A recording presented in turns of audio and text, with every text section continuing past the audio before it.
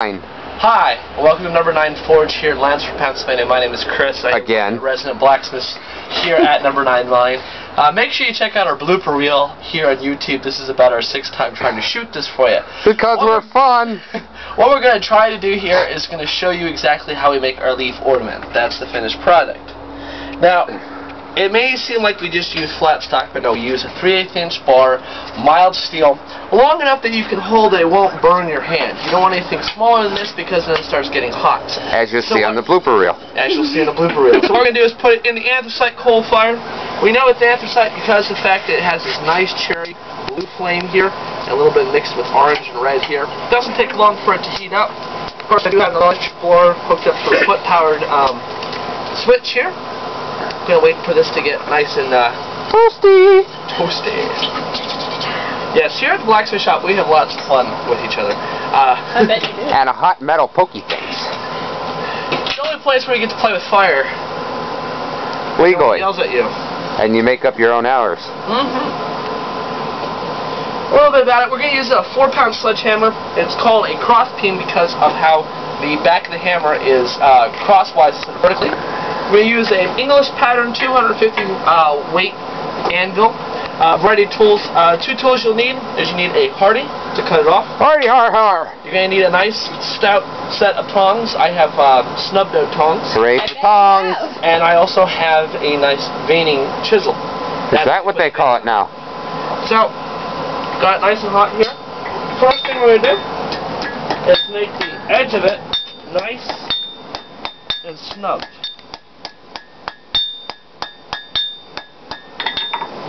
See how we have that nice and snub like that. Take another heat real quick. Will not take long. Alright. Now we're going to do called shouldering. We're going to portion out the metal. We want about 1 inch. So right about there off the edge of the anvil. 2 inches later. And this is why Chris can't measure. Shut up, Andy. I think it's 1 inch long. That's a 3-inch rod. Fuck.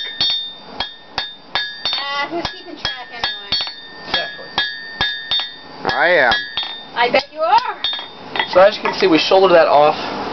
Now we have a nice big lump at the end here. It's a little bit pointed, which is what we want, because now we're going to form the actual leaf portion of it. Fire maintenance is very big here. You got to make sure that your fire is well maintained. Have a nice hot fire like we do today. Okay? Get off all the skin. First step, make it nice and flat. Okay? Now we're going to work on symmetry. What symmetry is you're going to work only on half the leaf. Take a heat, then work on the other half of the leaf. So we'll take a heat here. You want to work around the yellow heat, 1800 degrees Fahrenheit. That is our key. Anything lower than that, we're going to be doing extra work. Okay. Half the leaf.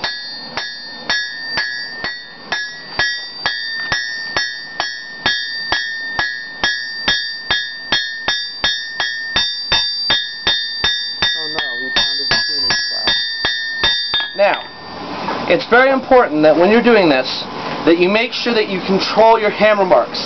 That will give that nice clean edges you don't have to grind off later. So we have half the leaf done, now let's do the other half. Take another good heat, yellow heat, 1800 degrees Fahrenheit. Nice hot fire we have going here. Clean off your anvil, make sure there's nothing on it. And here we go. Now it's time for the other side, okay?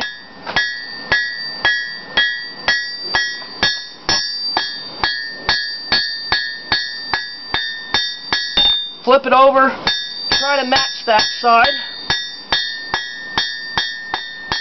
Or not. Now also keep in mind is that you're trying to mimic something in nature. Nothing in nature is 100% exact. So you want to make sure that your leaves are a little bit rustic.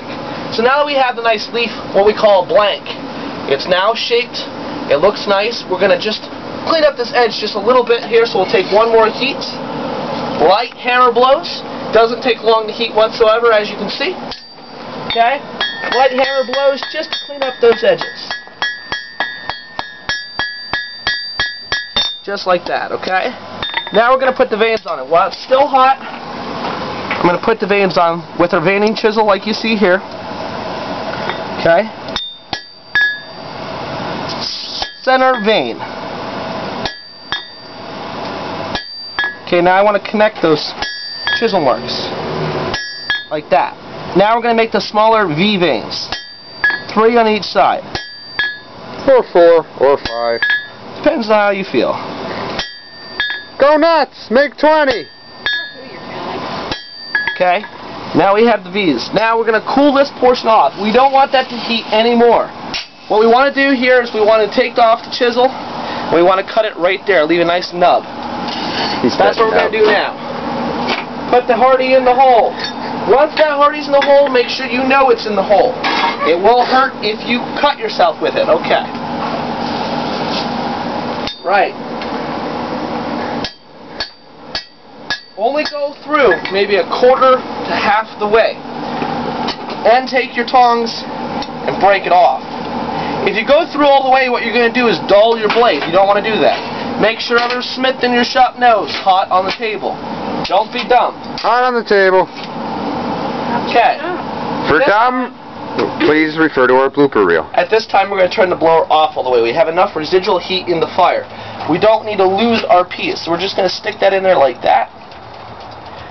Okay, now while that's heating, go back to the anvil. Make sure that we take the Hardy out of the hole. We do not want to work with that in the hole because if we do, we could nick ourselves. That's not good. Okay, nice orange heat we have. We want a little bit hotter than that. Definitely hot. This is why we love anthracite coal here at number 9. Okay, edge of the anvil. I'm going to start tipping it. Drawing it out. We want to make that a nice, good point. Okay, rearrange your tongs if you have to. Drop it a few times if you have to. Whatever works. Okay? Don't work past this heat. That's cold. Remember, heat it as much as possible. The more you heat it, the more and easier it is to work with. But be careful, because if you heat it too many times, it will become brittle. So do as much work as you can in one heat, but make sure you work while the metal's hot. And stop dropping it. And stop dropping it. I think I have a good hold on it now. That's what he said.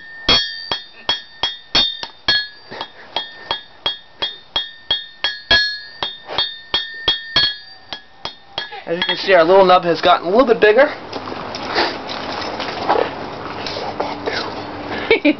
Shut up, Andy. Monkey! Bad monkey! That's you. Okay. Last heat on this.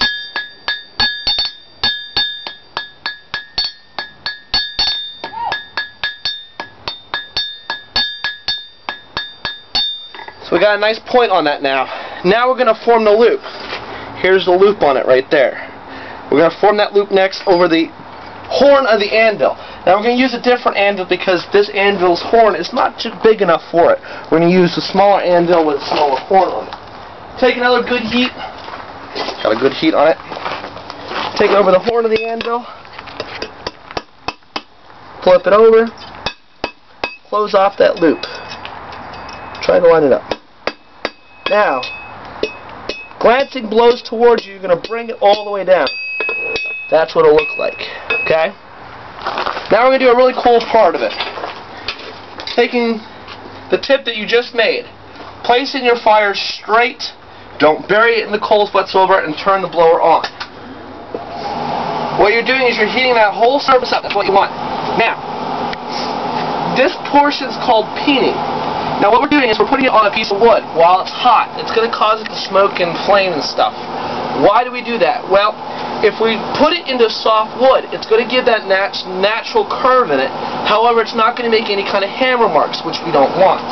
It doesn't take very long. As you can see, it's already getting some heat to it. Okay? Going to bring it out. Okay. Take it over here to the wood and start peening.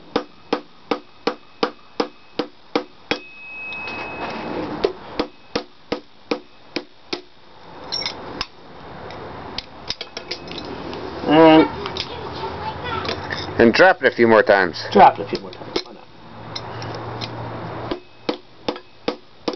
Okay? Gave that natural curve to it, as you can see. Alright? cool it off, and you're done. And there's your finished product. Alright, I hope this was helpful. Need any help, comment, and enjoy. Practice, always. Thank you very much, folks, and we'll see you next time. Here at the No. 9 Forge in Lansford, Pennsylvania.